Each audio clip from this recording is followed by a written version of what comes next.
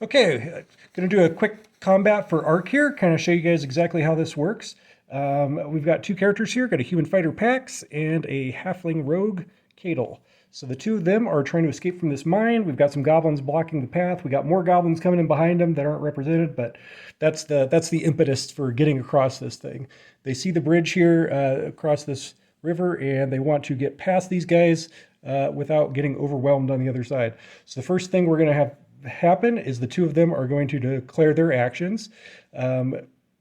Pax is going to try and move up to the bridge, and Cadle is going to try and throw a knife at one of these guys. So the first thing we do is we're just going to take care of Cadle's knife attack. So he's got a where is he? He's got a Missile of Good, so we just flip one card, and what does that say? Good says 6. However, it is outside of effective range for a knife, so that's going to drop him down to Poor. And if we look at goblins, they have a move of 6, so he misses that goblin with his knife attack. So that is his action. She is going to just ready and move forward. So these guys are also going to ready. However, these two, one of them is going to take cover, which means he's going to get a 3-inch move, and he's going to kind of move behind this barrel here and get a little bit of cover from any missile fire. This guy's going to do the same thing over here at this table, and these three guys are going to come up having readied to fight. Now this guy is going to move in behind them. They got 6 inches of movement, no problem getting there. So she also moves up on her activation, or movement activation, and he moves up on his movement activation. That's kind of it for the first round. Like, nothing else happens. Second round, we move into actions again. She's going to throw a hand axe. So what that means is we test her move. She's just going to pick one of those goblins, or test her missile against the goblin's move again. We're looking for a 6. We do not get it. Close. And the goblin... but she does get to ready, because the hand axe special ability down here says, when used as part of the shooting attack, you also ready. So she has readied her self for melee. So she's got her shield ready and stuff like that. Cadle, on the other hand, is going to also try and throw another knife. No, actually, no. This time he's going to try and inspire Pax. He's telling him we got to get through here. We're going to just kind of, and that's actually a really good pull. So he easily does that. The no skulls on the test means that she is not only get the regular inspiration, so she gets to add 2 of these into her deck with that test. She gets to add a 3rd one. So we're going to put 3 cards into her deck.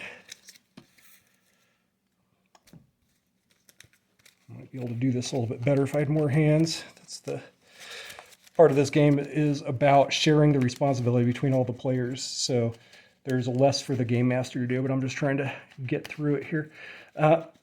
Okay, so he has inspired her. She has missed with her axe. We've got 2 goblins in the back with bows.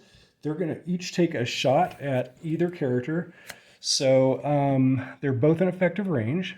And so we just test our movement against the goblin's shooting, which is, or their missile on the shooting attack is 6. So we need a 6, which we do not get. Okay, so this is for Cadle.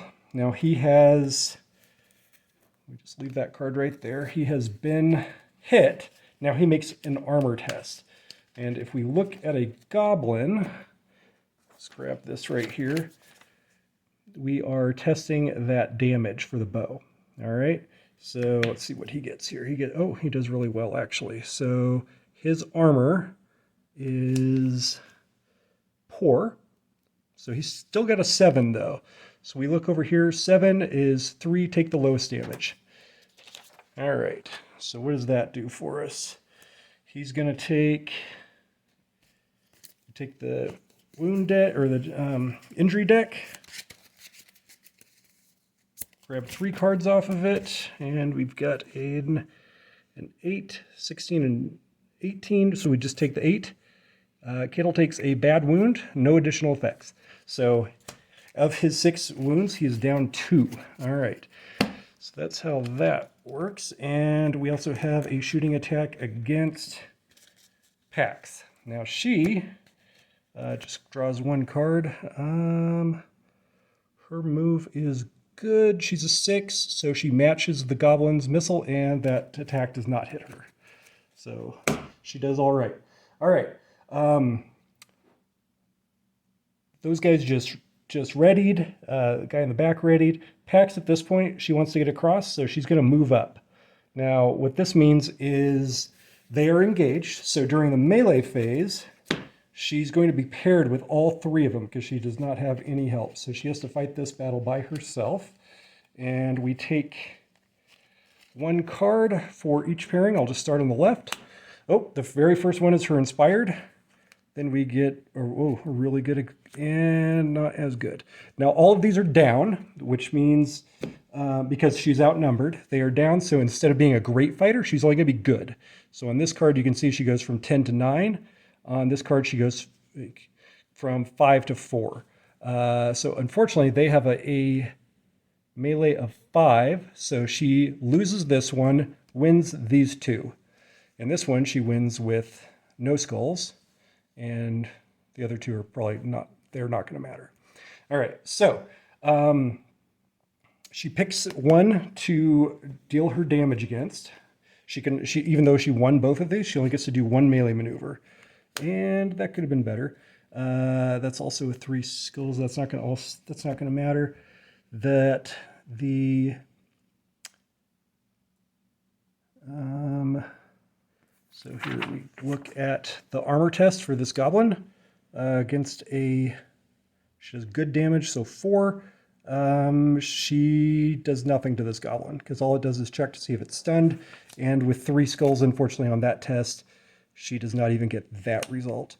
The other thing she has to do is make a armor test against this goblin. So we've got she is great armor, good armor. She's a 5. And again, we look over here and the goblins have a 5, which is 3 low.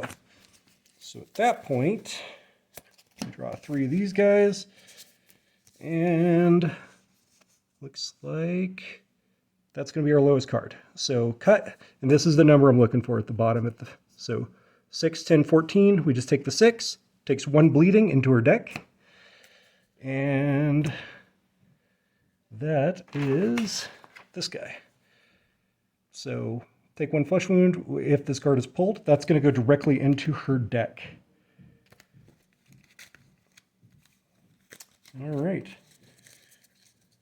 And that, so at the end of 3 rounds, Pax has taken a wound, Ketel's taken 2 wounds, Pax is bleeding, and there are no dead goblins. So that's kind of a bad start to this scenario. So anyway, that's the basics of that. Thank you.